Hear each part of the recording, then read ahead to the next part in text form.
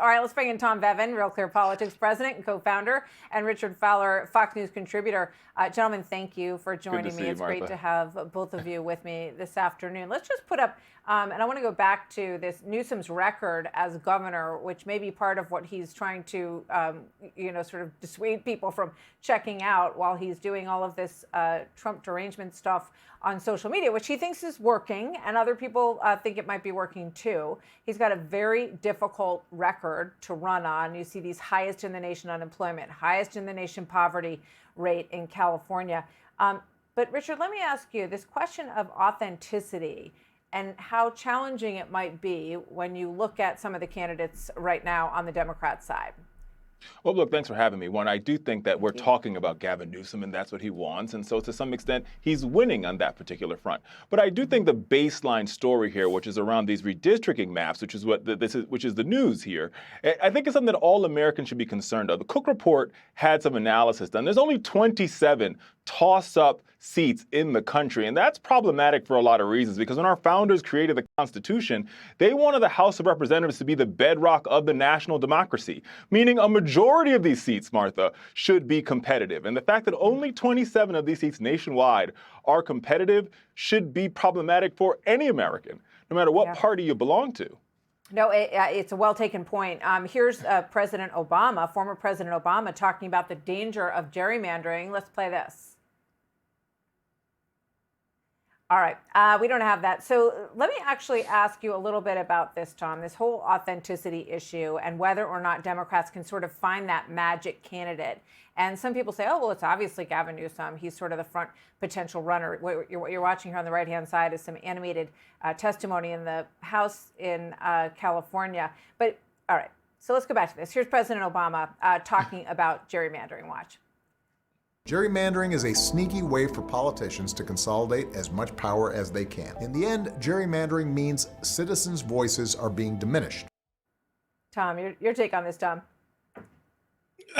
Well, listen, Barack Obama, when he was in Illinois, actually gerrymandered his own district. It was gerrymandered for him on the south side of Chicago to include more white liberals who ended up electing him to office and eventually allowed him the path to the presidency. So look, gerrymandering is something that's been going on for a long time. This didn't just happen the other day.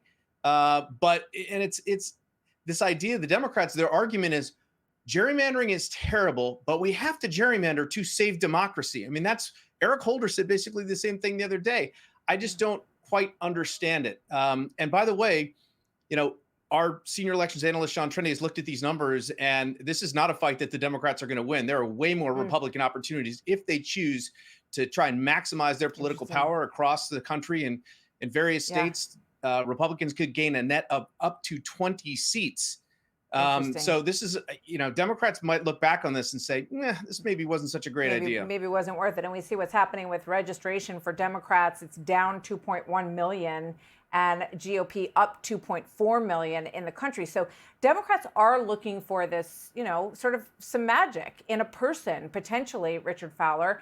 And some are focusing today, at least, on Graham Plattner, who is running against Susan Collins in Maine for Senate. And he's just sort of a new person who's getting some attention. He's an oyster man in Maine. Let's watch.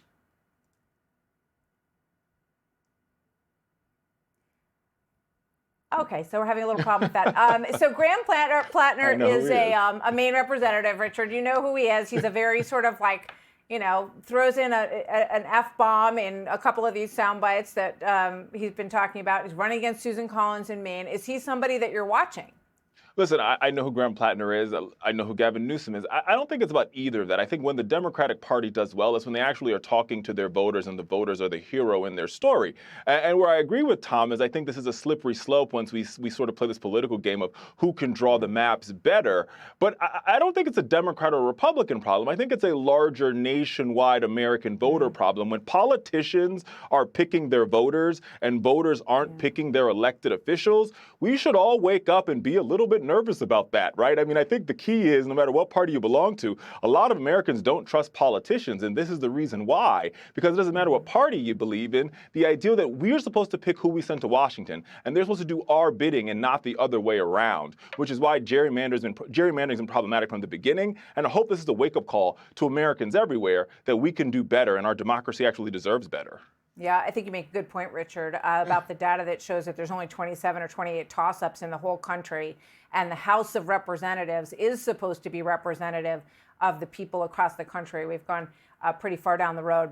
Tom Bevan and Richard Fowler, thank you very much. Good to see you, Martha. Thanks, Take good care. Hey, Sean Hannity here. Hey, click here to subscribe to Fox News YouTube page and catch our hottest interviews and most compelling analysis. You will not get it anywhere else.